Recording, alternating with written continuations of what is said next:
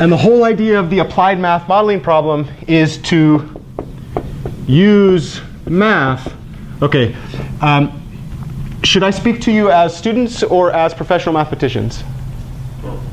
Which one's first? Mathematicians first? Students first? Students? Okay, to make money. So this is the student perspective. Okay, and applied mathematicians would say, no, we don't need to make money, we have a paycheck.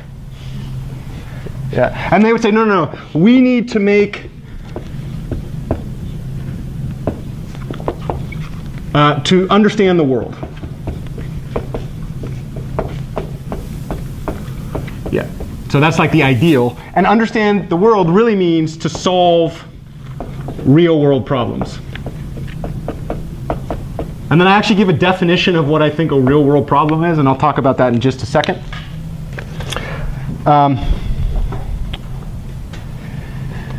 So when I think about a real world problem, I'm going to offer the following definition. This is a Jeff Anderson thing. Any problem that can be studied by measuring data.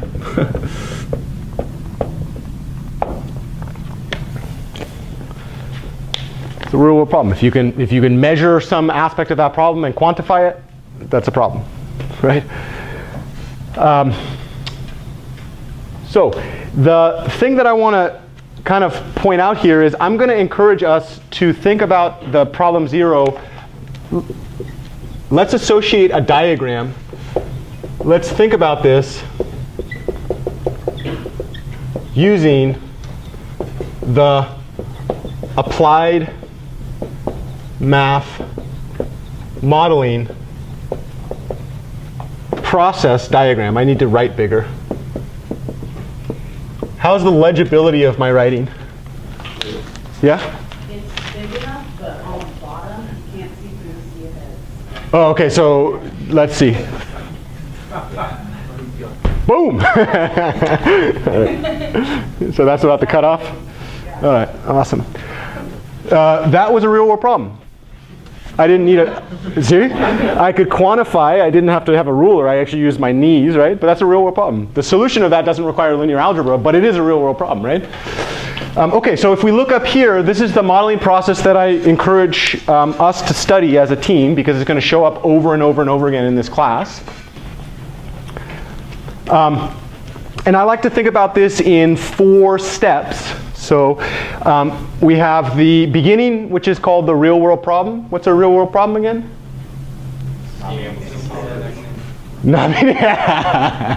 Wouldn't it be nice to make a paycheck off that? Any problem that can be, yeah, measuring data, right? One of the things that's really interesting about real world problems is generally if we can state a real world problem, that's not easy to do. It's non-trivial to actually be able to articulate what the problem is. If we can state it, generally there is some essence or wisp or hint of what a solution might be. So in the case, I didn't get your name. Yeah, April. So April gave me a suggestion of a real world problem, and the moment she gave me a suggestion, did you see we all converged on a solution pretty quickly? Generally, that's the case. Not always. There are some real world problems whose solutions are nebulous, like you don't see a really, really good solution in the statement of the problem. But even so, there's some what we might call fantasy that exists to say like, oh, if I could only solve this problem, this is what that would mean. In good mathematical modeling problems, generally, there will be some prohibitive obstacle that stops us from moving from the real world problem to the meaningful solution to that problem. Generally, engineers would say, of course, that's constraints of the amount of money that we have and the amount of resources that we're willing to, right? You have all these constraints. Mathematicians would say, bother, don't worry about all that stuff. But in any case, I like to think about the prohibitive obstacle is where applied mathematicians make their money. And I'll talk about that in a bit. So the whole idea is that we have some real world problem that we can study using quantitative data that we've measured stuff, and we want to get a solution, but we can't go from one to the other. So a great example of this is the process of building planes. This is the classic Boeing example. You've heard of the company Boeing? That currently exists. We'll see what happens in about 10 years. Who knows? In the early days of creating planes, the Wright brothers did not start Boeing. I believe that's the case. Peter, can you check me on that one? I know they didn't. It was, Yeah. I had like really fun. Yeah, probably that's the person's name. Let's pretend it's a woman.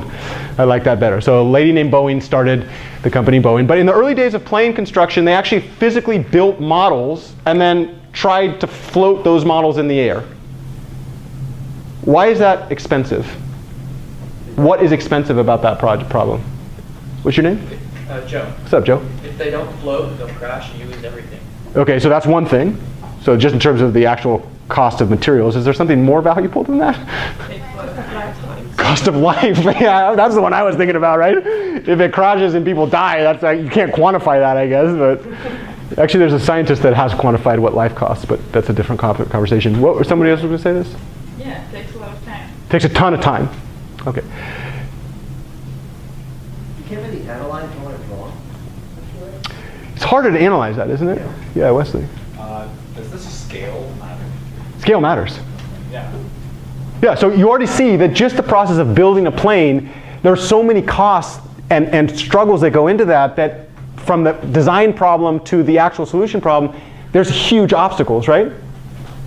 In applied mathematics, what we do is we actually circumvent those obstacles by using mathematics. It's not cheap. Let me be quite honest with you. When we translate a real-world problem into an ideal math problem, that's a verb. It's called to mathematize. It's one of my favorite verbs in the world. I was mathematizing last night. It was absolutely beautiful.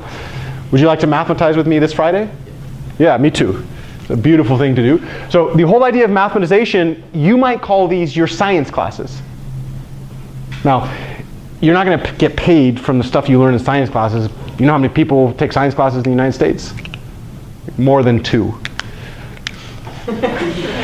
Which means that you don't really have a competitive advantage if everybody knows the same information. But the claim is if you're really kind of strategic about how you navigate and you get to know science in a way that allows you to model the world around you, you can actually have this dynamic interplay between what's happening in the real world and then the choices you make to turn it into a mathematical model.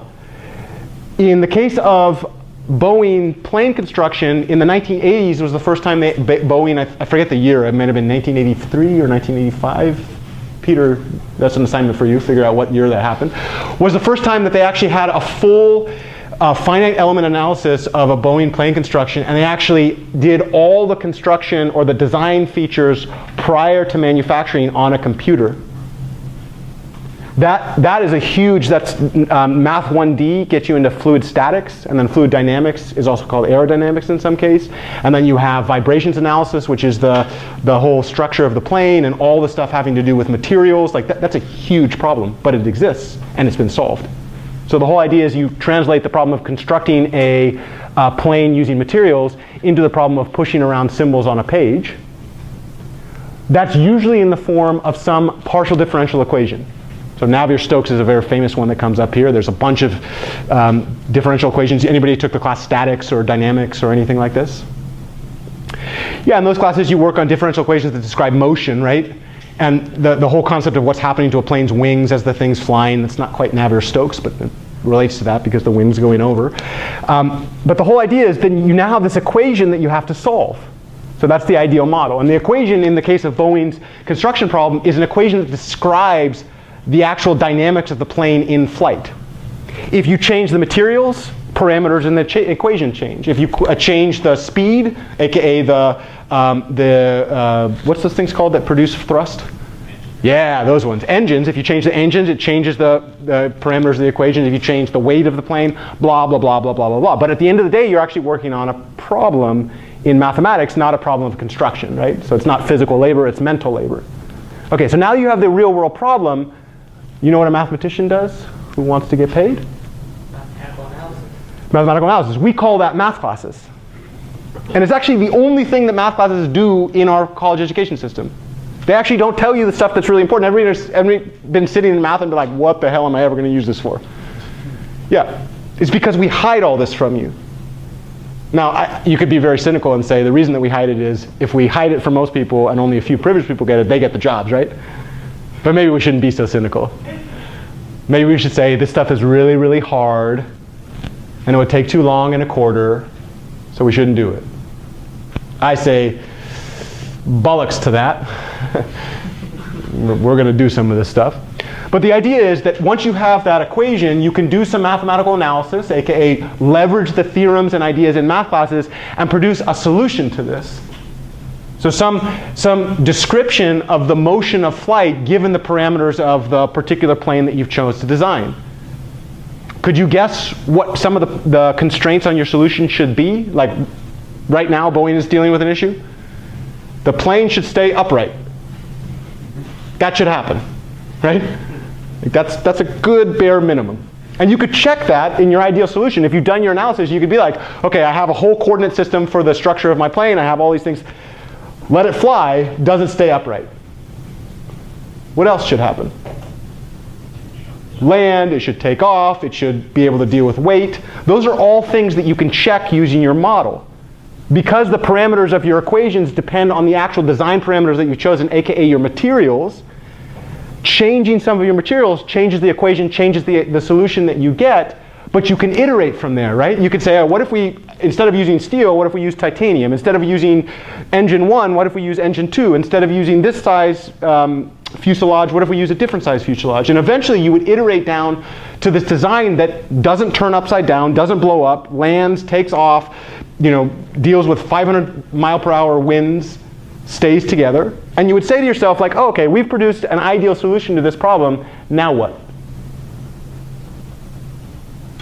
Make it. Let's try it.